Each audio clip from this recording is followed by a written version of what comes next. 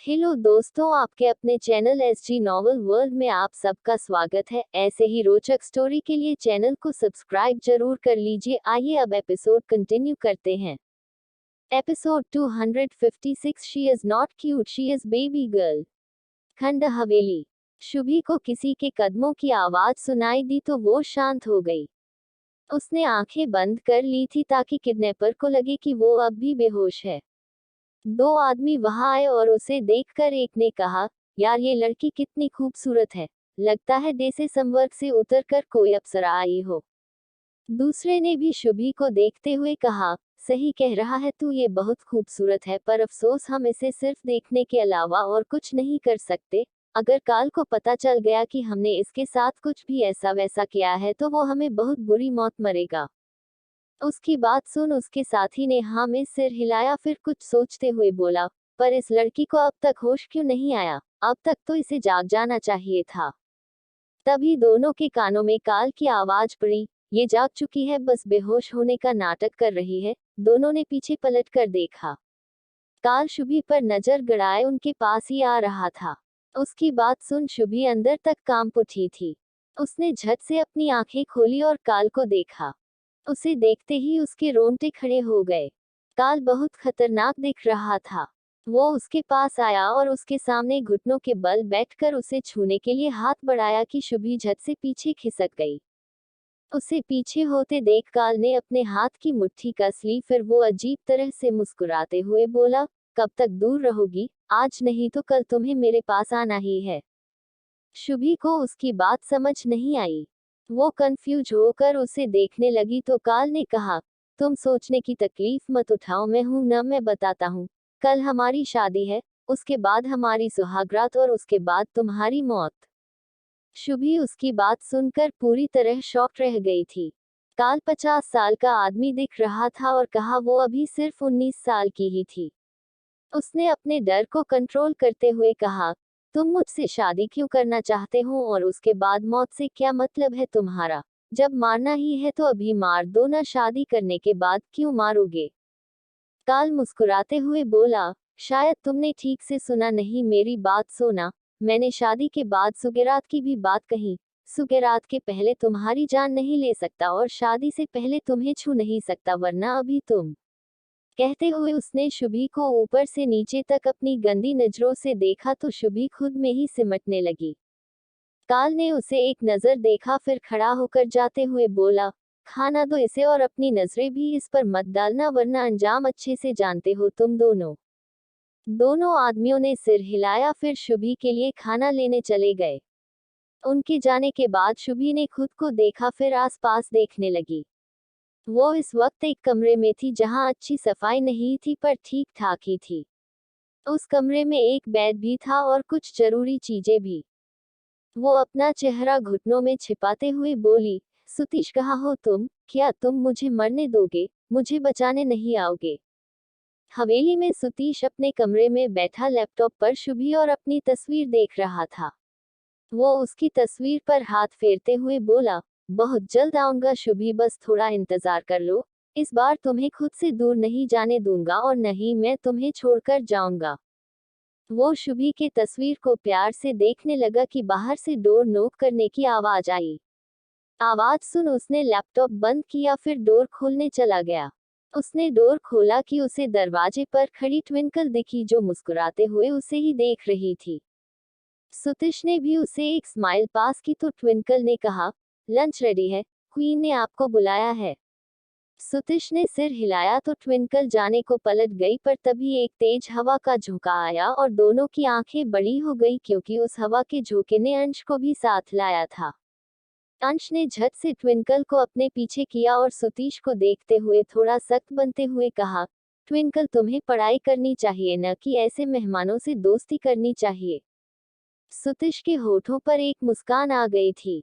कुछ सोचकर उसने हाथ बांधते हुए कहा, Twinkle, wow so cute name, Miss Twinkle, I am Sutish, क्या आप मुझसे दोस्ती करेगी?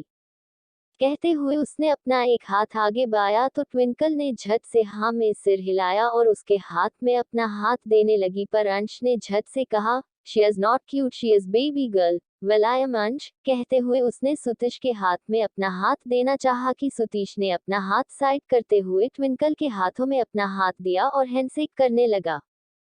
उनके हाथों को देखकर अंश के तन बदन में आग लगने लगी थी। उसका चेहरा देखने लायक हो गया था। सुतीश ने एक नजर उसे देखा, फिर ट्विंकल के बगल में आते हुए बोला, "वैसे क्या की पढ़ाई कर रही है आप?" ट्विंकल ने चलते हुए कहा, "अभी तो मैं ग्रेजुएशन के लास्ट ईयर में हूँ।" इसी तरह दोनों नॉर्मली बातें करते हुए आगे बढ़ गए और अंश को पूरी तरह इग्नोर कर दिया। अंश उन्हें बस जाता देखता रह गया था, तभी उसे अपने पीछे से हंसने की आवाज आई। उसने पलट कर देखा तो कुछ दूरी पर शिवा और रेहान को खड़ा पाया। दोनों अपना पेट पकड़कर हंस रहे थे। उन्हें हंसता देखकर अंश को समझने में देर नहीं लगी कि ये सब उन दोनों ने जानबूझकर किया था। अंश ने उन्हें घूरते हुए मन में कहा, "रुको, आप दोनों को तो मैं बताता हूँ, उसके बाद आप दोनों की शक्ल देखने लायक बन जाएगी।" कहते हुए उसके होठों पर एक डेविल स्माइल आ गई। Episode 257 Preeti falling for Nishant. Preeti falling for Nishant. Preeti इस वक्त अपने कमरे में थी। उसने अपना फोन निकाला, फिर गार्डन में जाने लगी। वो अपनी ही किसी गहरी सोच में डूबे हुए चली जा रही थी कि किसी ने उसका हाथ पकड़कर उसे खींचा। अचानक खींचने से प्रीति खुद को संभाल नहीं पाए और उसके बाहों में चली गई। उसने सिर उठाकर देखा तो अपने सामने निशांत को खड़ा पाया। निशांत ने उसे अपनी बाहों में भरे दीवार से लगा रखा था। वो शरारत से बोला, "आप किन ख्यालों में खोई हुई थी, कहीं मेरे बारे में तो नहीं सोच रही थी ना?" प्रीति ने न में सिर हिलाया, फिर अपनी नजरें चुराते हुए बोली, "नहीं, मैं भला तुम्हारे बारे में क्यों सोचूंगी?" निशांत उसकी बात पर सोचने का नाटक करते हुए बोला, "अच्छा तो फिर आप इस साइड क्यों आई है? आपको इधर देखा तो मुझे लगा आप मुझसे मिलने आई है।" प्रीति ने उसकी बात पर आसपास देखा तो वो हैरान रह गई।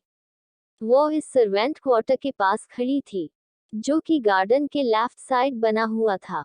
वो अपने मन में खुद को डांटते हुए बोली, "ये तू यहाँ कैसे आ गई?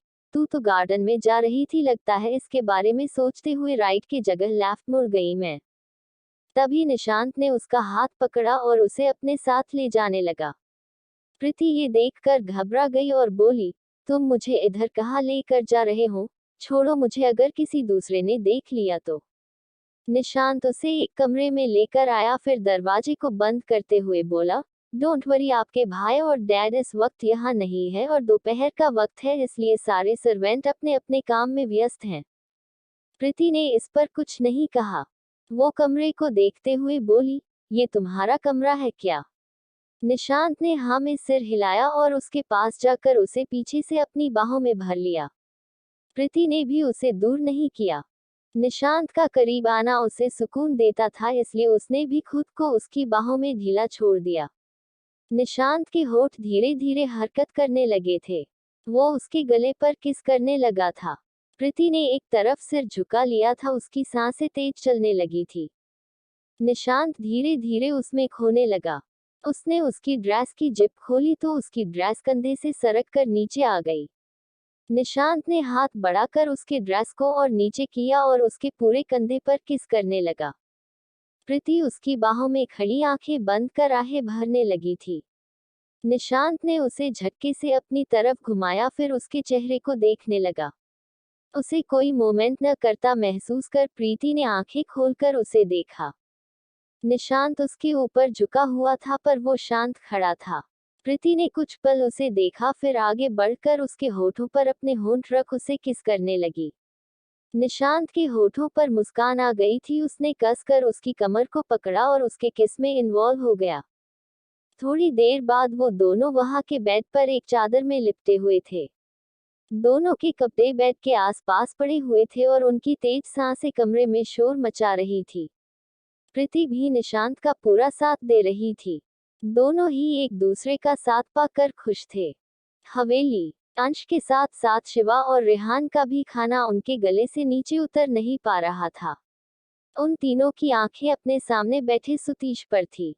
असल में अंश ने जानबूझकर शिवी और मानवी को सुतीश के अगल बगल बैठाया था, ताकि वो लोग बातें करें और उन्हें देखकर शिवा और रेहान जल भून कर कोयला हो जाए। पर इसके साथ ही ट्विंकल भी खींची चली गई थी और अब पूरे डाइनिंग टेबल पर उन चारों की हंसने की आवाज सुनाई पड़ रही थी। सीड, रोहन और अयान को अपने बेटों पर बहुत हंसी आ रही थी। आलोक जी और मनदीप के चेहरे पर भी मुस्कान थी। वो दोनों भी सतीश को देखकर पहले तो हैरान रह गए थे, पर उन्होंने भी ऊपर वाले की लीला को मान लिया था। थोड़ी देर बाद लंच खत्म हुआ तो सतीश ने एक नज़र शिवा को देखकर लड़कियों से कहा, मुझे कुकिंग आती है, अगर आप तीनों चाहो तो मैं आपके लिए आपकी फेवरेट डिशेस बना सकता हूँ। तीनों लड़कियों ने झट से हाँ में सिर हिलाया तो सतीश ने ओके कहा, फिर खड़ा होकर अपने कमरे में चला गया। उसके जाते ही तीनों लड़कियों के एक्सप्रेशन बदल गए और तीनों ही गुस्से से अपने अपने बंदे को घूरने लगी। उनके अचानक बदलते भाव को देखकर तीनों सकपका गए थे। उन्होंने अपनी अपनी आईब्रो उठाकर उनसे सवाल किया तो ट्विंकल ने टेबल पर हाथ मारते हुए कहा, तुम न अंश जल जल कर भस्म हो जाओ। उन्हें देखा, उनकी बातें सुनी, वो अपनी गर्लफ्रेंड के लिए उनकी फेवरेट डिशेज अपने हाथों से बनाते थे। अंश कंफ्यूज होकर बोला, तो इसमें मैं क्या करूं, मैं क्यों उनकी गर्लफ्रेंड को खाना बना कर खिलाऊं? उसकी बात सुन ट्विंकल ने अपना सिर पीट लिया था। वो गुस्से से खड़ी हुई और अपना मुंह फेर कर चली गई। उसके बाद शिवी और मानवी भी खड़ी हो गई और जाने लगी कि शिवा और रेहान ने कहा, तुम दोनों को क्या हुआ? दोनों लड़कियों ने साथ में कहा, आज रात हमें आपके हाथ का खाना चाहिए, वरना भूल जाना हमें। क्या? दोनों लड़कों ने चिल्लाते हुए कहा तो दोनों लड़कियां ने हाँ में सिर हिलाया, फिर पलट कर चली गई। उनके जाने के बाद तीनों मासूम सी शकल बनाकर एक दूसरे को देखने लगे। शाम का वक्त, निशांत बेड पर बैठा प्रीति को किस कर रहा था। प्रीति ने उसे दूर करते हुए कहा, निशांत अब छोड़ो, भी शाम को गई है, मुझे जाना है। निशांत ने उसके होठों पर पिक देते हुए कहा, ठीक है जाए, पर मैं रात को आऊंगा आपके कमरे में, मुझे आपको अपनी बाहों में भरकर सोना है। प्रीति ने सिर हिलाया, फिर अपने कपड़े पहनकर उसे बाय बोलकर अपने कमरे में जाने लगी। उसने जैसे ही अपने कमरे का डोर ओपन किया कि उसे कुछ अजीब सा महसूस हुआ और उसने पीछे पलटकर देखना चाहा, पर उससे पहले किसी ने उसके मुंह पर हाथ रख दिया। Episode 258 mens will be mens. Mens will be mens. रात का वक्त, सारी लेडीज हॉल में बैठी हुई थी। सबको पता चल चुका था कि सतीश के साथ शिवा, रेहान और अंश भी आज रात का डिनर रेडी करने वाले हैं। मीरा ने अयान को देखा और कहा, अयान जी आप भी जाए न, अंश ने आज तक मैगी भी नहीं बनाई है, वो कैसे ट्विंकल के लिए डिनर रेडी करेगा, आप जाकर उसकी थोड़ी हेल्प कर दीजिए न। अयान ने कुछ कहना चाहा कि टिया ने सीड से कहा, सीड आप भी जाकर शिवा की मदद कर दीजिए। सीड ने भी मना करना चाहा कि रीटा ने रोहन को ऑर्डर देते हुए कहा, रोहन तुम भी जाओ, बेचारा मेरा बेटा, वो जब अपनी होने वाली वाइफ के लिए डिनर बना सकता है तो तुम क्यों नहीं? जाओ और मेरे लिए कुछ अच्छा बनाना, और हाँ पिछली बार जैसा सब्जी अलग और पानी अलग हुई न तो सारा खाना तुम्हारे मुंह में धूस दूंगी।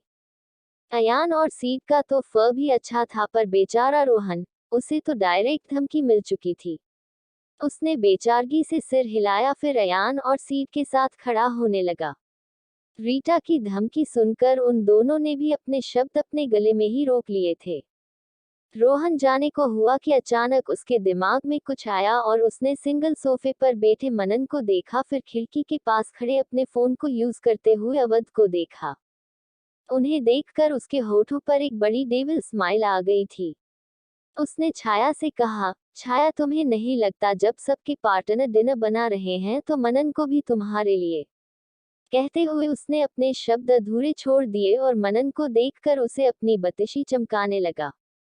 मनन ने झट से छाया को देखा और न में सिर हिलाने लगा, पर छाया ने नाराजगी जताई तो मजबूरन वो भी किचन में जाने के लिए खड़ा हो गया। वो जाने को हुआ कि रोहन ने उसे पकड़ते हुए कहा, हम सब जा रहे हैं तो उसे क्यों छोड़ दें? मनन ने भी अवध को देखा तो उसके होठों पर भी शैतानी मुस्कुराहट आ गई। उसने हाँ में सिर हिलाया, फिर अवध को आवाज लगाई। अवध ने उन्हें देखा तो उसने कॉल कट किया और उनके पास चला गया। उसके आने पर रोहन ने कहा, अवध नैना जी कुछ कह रही है तुमसे। नैना ये सुनते ही शॉक्ड रह गई थी। भला उसने कब कुछ कहा था? मनन ने झट से कहा, हम सब अपनी बीवियों के लिए डिनर बनाने जा रहे हैं तो हमने इन्हें कहा कि आप भी बहुत अच्छा खाना बनाते हो। जब नैना जी और रीटा आप दोनों की जिंदगी में नहीं आई थी तब आप ही अपना और रोहन का खाना बनाया करते थे। रोहन ने उसका साथ देते हुए कहा, इसलिए और आज तुम अपनी नैना जी को अपने हाथों से खाना बना कर खिलाओगे, पर यह है कि मान ही नहीं रही, इन्हें हमारी बात पर यकीन नहीं हो रहा। सारी लेडीज मुस्कुराते हुए उन्हें देख रही थी। अवध ने एक नजर नैना को देखा, फिर सिर हिला दिया। वो रोहन और मनन को अच्छे से जानता था। उसे समझने में देर नहीं लगी थी कि ये सारा किया धरा उन दोनों का है। अवध उनके साथ जाने को हुआ कि अयान ने उन्हें रोकते हुए कहा, जब हम सारे मेंस जा रहे हैं तो बड़े साले साहब को क्यों छोड़ रहे हैं, उन्हें भी ले चलते हैं ना। सीड ने भी उसका साथ देते हुए कहा, और नहीं तो क्या, उसे बेबी के साथ रोमांस करने के अलावा और कोई काम तो वैसे भी नहीं है, चलो हम उसे भी ले चलते हैं। जरा फिर से कहना, क्या कहा तुमने? शिवम ने सीढ़ियों पर से उसे घूरते हुए कहा। तो सीड ने भी कहा, वही कहा जो सच है, अब चलो हमें डिनर भी बनाना है। कहते हुए वो झट से किचन में भाग गया। शिवम के साथ शिखा भी थी। दोनों नीचे आ रहे थे। शिवम ने उससे कहा, बीवी मैं आज डिनर नहीं बनाने वाला, मेरा बिल्कुल भी खाना बनाने का मूड नहीं है। शिखा उसके करीब जाते हुए बोली, अगर तुमने अच्छा डिनर बनाया तो मैं तुम्हें रिटर्न गिफ्ट दूंगी। शिवम उसकी बात सुन एक्साइटेड हो गया था। उसने झट से हाँ में सिर हिलाया तो शिखा उसे आई ब्लिंक करके नीचे सबके पास चली गई। शिवम भी रिटर्न गिफ्ट के लालच में झट से किचन में चला गया। वो किचन में आया तो उसने रेहान और अंश को देखा जो कटहल काटने के कश्मकश में लगे थे। दोनों ने एक चाकू उस बेचारे कटहल के बीचों बीच खोप रखा था और उसे पकड़कर कटहल को दो भागों में बांटने की कोशिश कर रहे थे। उनके साथ ही अयान और रोहन भी खड़े थे जो हाथ बांधे अपने दोनों नमूनों को देख रहे थे। शिवम ने उन्हें देखकर सिर हिलाया, फिर उसने शिवा और सुतीश को देखा जो एक दूसरे को घूरे जा रहे थे। शिवम उन्हें देखकर मन में बोला, ये दोनों संबंधी एक दूसरे को घूरने का कंपटीशन क्यों दे रहे हैं, ये हो क्या रहा है। उसने सिर झटका, फिर फ्रिज खोलकर सब्जियां निकालने लगा। तभी वहां राजेश और मोहिनी भी आ गए। राजेश सबको देखकर हैरान थे। मोहिनी ने एक नजर शिवम को देखा, फिर वहां से गायब हो गई। वहां आदमी ही आदमी थे तो बेचारी अकेली औरत क्या करती। राजेश सुतीश और शिवा के पास जाकर उन्हें गौर से देखते हुए बोले, कहीं इस सूर्या को भी सब कुछ याद तो नहीं आ गया, पर ये कैसे हो सकता है, पर क्यों नहीं हो सकता। ऑफ कोर्स होने को तो कुछ भी हो सकता है, तो ये भी जरूर हो सकता है, पर ये दोनों एक दूसरे को इस तरह घूर क्यों रहे हैं। फिर इन्होंने रेहान को देखा और उसके पास जाकर बोले, वाह मेरे पोते, काट काट, थोड़ी और ताकत लगा दे तो तुरंत कट जाएगा, बस हिम्मत मत हारना, काटो काटो। वो उसे चीयर अप करने लगे थे। फाइनली करीब 2 घंटे के बाद सबने कुछ न कुछ बनाया और डाइनिंग टेबल पर अपना बनाया खाना रखने लगे। सारी लेडीज पहले से ही अपनी अपनी चेयर पर बैठी थी। सारे आदमी अपनी अपनी पार्टनर के प्लेट में खाना परोस रहे थे। नैना ने अवध को देखकर उसे एक स्माइल पास की तो अवध भी धीरे से मुस्कुरा दिया। सुतीश एक जगह खड़ा सबको देख रहा था। अगर अभी उसके साथ सुबह होती तो वो भी उसे सबकी तरह प्यार से खाना परोसता। आलोक जी और मनदीप जी के साथ आरुष बैठा हुआ था। सब खुद में ही बिजी थे कि एक प्यारी सी आवाज उन सब के कानों में पड़ी, वाओ सो रोमांटिक। एक मधुर प्यारी आवाज सुनकर सबने एक साथ सिर घुमाकर देखा तो सब देखते रह गए। हॉल में एक लड़की ब्लैक नी लेंथ स्कर्ट और व्हाइट शर्ट पहने खड़ी थी। उसके बाल खुले थे और चेहरे पर लाइट मेकअप था। उसके शर्ट के 3 बटन खुले हुए थे और उसके होठों पर एक मुस्कान थी। सुतीश ने उसे देखा तो कहा, मिस रिचा आप यहाँ कैसे? मिस रिचा सुतीश की मैनेज थी। वो 40 साल की थी, पर उसे देख कोई नहीं कह सकता था कि वो 40 साल की है। वो बेहद हॉट और बोल्ड लड़की थी। सारे आदमी मुंह खोले उसे देखते रह गए थे। इवन सबके साथ शिवम और अवध की नजरें भी मिस रिचा पर अटक गई थी। आलोक और मनदीप भी उसे देख रहे थे, पर सबकी नजरें उसके चेहरे पर न होकर कहीं और ही थी। तभी एक जोरदार आवाज आई और सबने सिर घुमाकर शिखा को देखा। उसे देखते ही शिवम की सांसें अटक गई थी। उसे देखने के बाद सबने अपनी अपनी पार्टनर को देखा, सबने अपना सिर पीट लिया। अवध भी नैना को देखकर खुद को कोसने लगा था। वही सुतीश के होठों पर एक बड़ी सी मुस्कान तैर रही थी। उसने मिस ऋचा को देखा तो मिस ऋचा मुस्कुराए और एक फाइल टेबल पर रखकर धीरे से निकल गई। कुछ देर बाद वहां सिर्फ सारी औरतें ही बची थी। सब शांति से बैठी डिनर कर रही थी। वही सारे आदमी हवेली के बाहर खड़े खिड़की से उन्हें खाते हुए देख रहे थे। थोड़ी देर बाद उनके कानों में पायल की आवाज आई तो सबने एक दूसरे को देखा, फिर वहां से निकलकर पायल की आवाज सुनने सॉरी पायल वाली को देखने चले गए। एपिसोड 259 गुम पायल। हवेली। सारी लेडीज बैठी डिनर कर रही थी। मनदीप और आलोक जी सिर झुकाए चुपचाप अपना डिनर कर रहे थे। दोनों की बीवियां नहीं थी, इसलिए दोनों बचे हुए थे। सुतीश भी चुपचाप सिर झुकाए अपना खाना खा रहा था, पर उसे बहुत हंसी आ रही थी, इसलिए वो अपना मुंह दबाए हंस रहा था। ट्विंकल ने खाते हुए खिड़की के पास देखा, जहां से कुछ देर पहले सारे आदमी उन्हें देख रहे थे। वहां किसी को न देखकर उसने कहा, ये सारे कहाँ गए? अभी तो यहीं थे। उसकी बात सुन सबने खिड़की की तरफ देखा। मानवी गुस्से से लाल हो चुकी थी। उसने दांत पीसते हुए कहा, कसम से अगर ये उस आंटी के पीछे गए होगा ना, तो मैं इसकी जान ले लूंगी। अचानक उसे एहसास हुआ कि रीटा भी वहीं बैठी हुई है। उसने उसे देखा तो रीटा ने कहा, तुम लो या मत लो बेटा, पर आज मुझसे बचेंगे नहीं ये दोनों बाप बेटे। मीरा ने नम आंखों से कहा, मुझे नहीं पता था कि अयान जी ऐसे होंगे। उस आंटी को कैसे घूर घूर कर देख रहे थे। आलोक जी ने उसकी बात सही करते हुए कहा, मीरा बेटा वो तुम्हारी आंटी थोड़ी थी, वो 35-36 से ज्यादा की नहीं होगी, और तो और देखने में 30 साल से कम ही लग रही थी। क्यों है ना मनदीप? मनदीप जी ने भी उसकी बात पर हामी भरी कि दोनों अपने सेंस में आए और वहां बैठी सारी औरतों को देखने लगे। सब उन दोनों को मुंह खोले देख रही थी। शिखा ने आंखें छोटी करते हुए कहा, कहे तो फेरे करवा दूं मैं आप दोनों का। दोनों ने झट से नमे सिर हिलाया और उठकर खड़े होते हुए बोले, हम चलते हैं, हमें बहुत नींद आ रही है। कहकर दोनों वहां से निकल लिए। उनके जाने के बाद सुतीश को भी वहां रुकना सही नहीं लगा, इसलिए वो भी उठकर निकल लिया। बाहर सारे आदमी खड़े एक औरत को देख रहे थे। वो औरत करीब 70 साल की बुजुर्ग महिला थी। वो वहीं हवेली में काम किया करती थी। फिलहाल वो गार्डन में कुछ ढूंढ रही थी। उस पायल की आवाज उनके पैरों से ही आई थी। उन्हें परेशान देखकर अंश ने कहा, काकी आप इतनी रात को क्या ढूंढ रही हो? उस महिला ने कहा, मेरी चांदी की पायल खो गई है बेटा, वही ढूंढ रही हूँ, पर मिल नहीं रही है। अयान ने उन्हें परेशान देखकर कहा, आप कल सुबह ढूंढ लेना काकी, अभी रात बहुत हो चुकी है, आपको अपने कमरे में जाकर आराम करना चाहिए। उस महिला ने उसे देखते हुए कहा, कल नहीं ढूंढ सकती बेटा, 1 घंटे बाद मेरी ट्रेन है, मुझे गांव जाना है, पोते की शादी है, पर पायल के बिना कैसे जाओ? आरुष अपना दिमाग चलाते हुए बोला, तो आप नई ले लेना और जब आप वापस आएगी तब तक हम इसे ढूंढ कर रखेंगे। काकी मुस्कुराते हुए बोली, इस पायल को मेरे पति ने हमारी शादी के वक्त दिया था। उस वक्त से आज तक मैंने कभी इसे पैरों से नहीं उतारा। मैं जब भी यहाँ से घर जाती हूँ वो सब पहले मेरी पायल देखा करते हैं।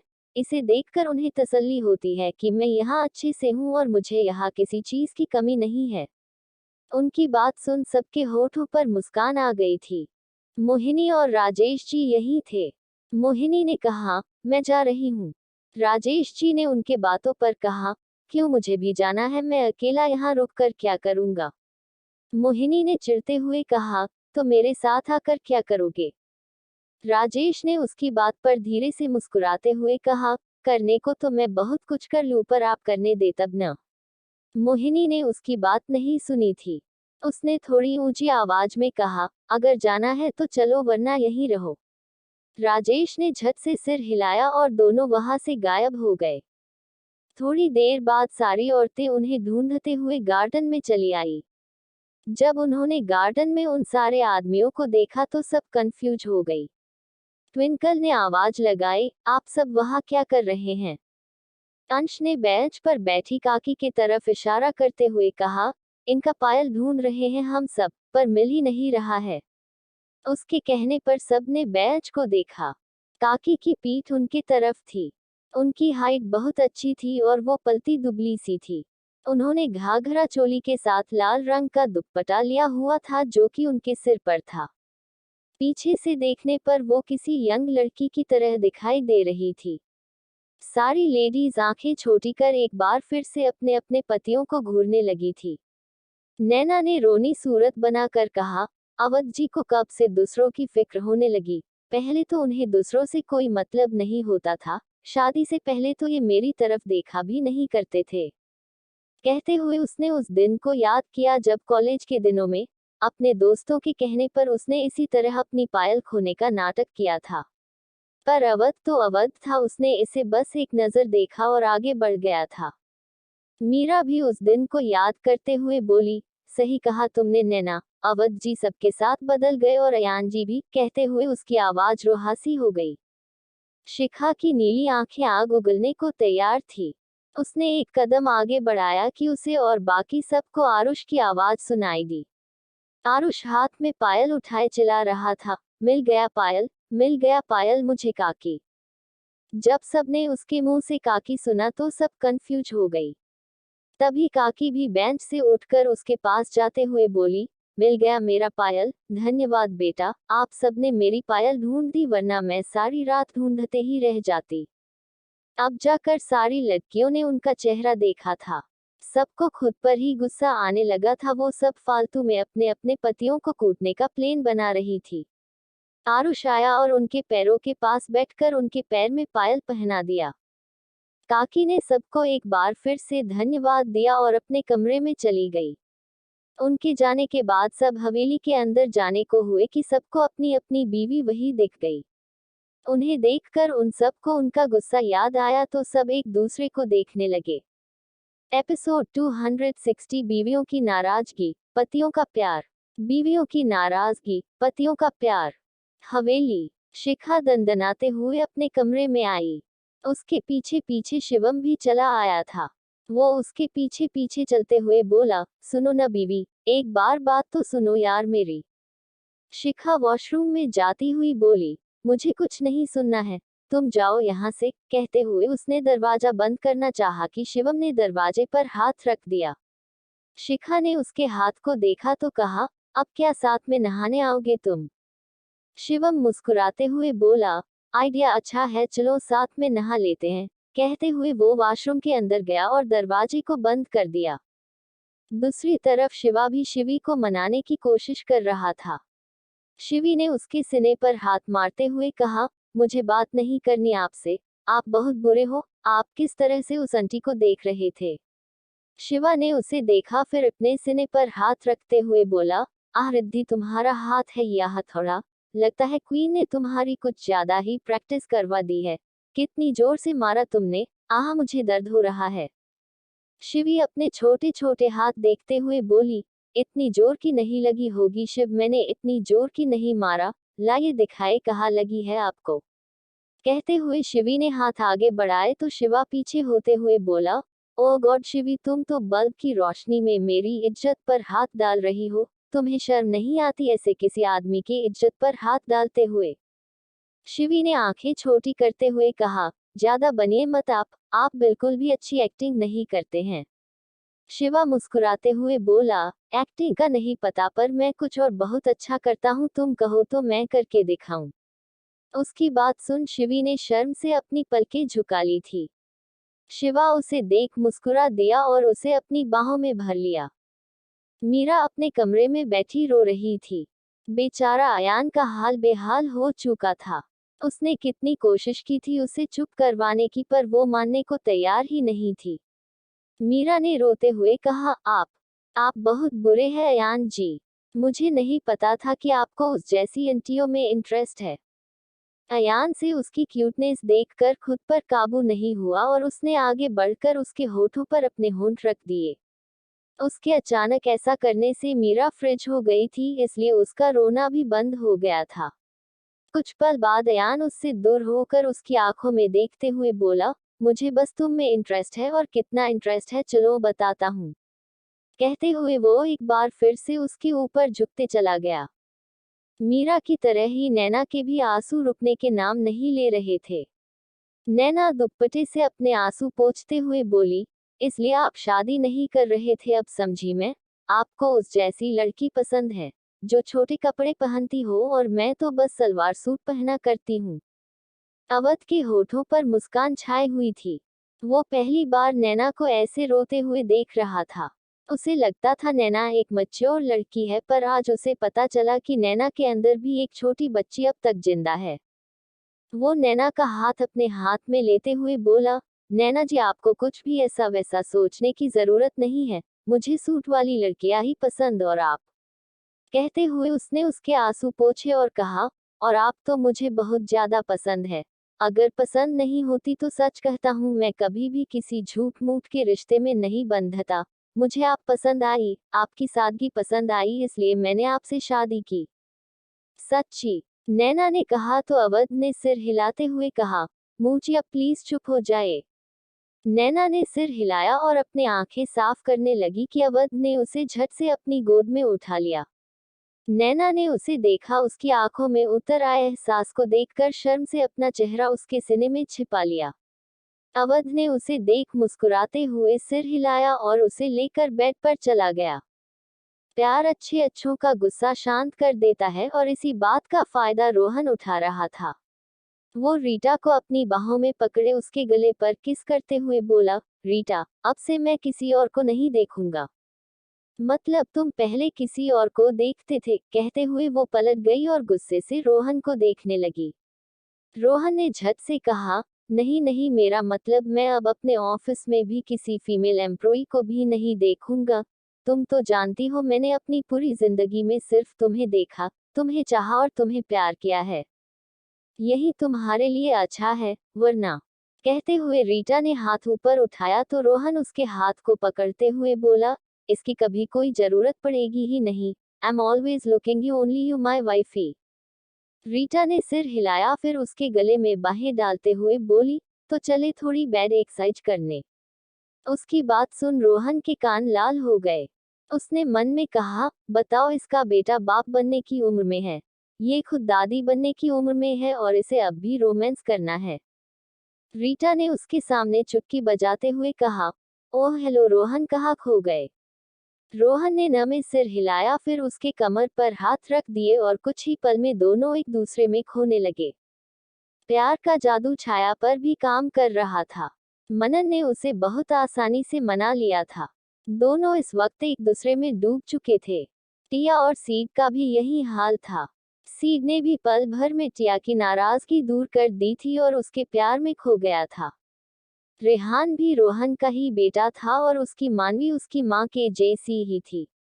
वो भी जानता था रीटा की तरह मानवी को मनाना आसान नहीं होगा, इसलिए उसने भी सबकी निंजा टेक्निक अपनाए और मानवी को प्यार करने लगा। मानवी उससे दूर होते हुए बोली, तुम बहुत शातिर हो, जानते हो तुम्हारे छूने से ही मैं शांत हो जाती हूँ, इसलिए आते ही मुझे किस करने लगे ना। रेहान मुस्कुराते हुए बोला, तुम्हें देखकर तो मैं भी कंट्रोल नहीं कर पाता। दिल कहता है बस तुम्हें प्यार करता रहूं, प्यार करता रहूं। मानवी ने कहा, बस करो, इतना मस्का लगाने की जरूरत नहीं है तुम्हें। रेहान ने इस पर कहा, ठीक है, पर मुझे किसकी जरूरत है? एक लॉन्ग किस की? मानवी ने सिर हिलाया तो रेहान ने झट से उसके होठों को अपने होठों से उलझा लिया।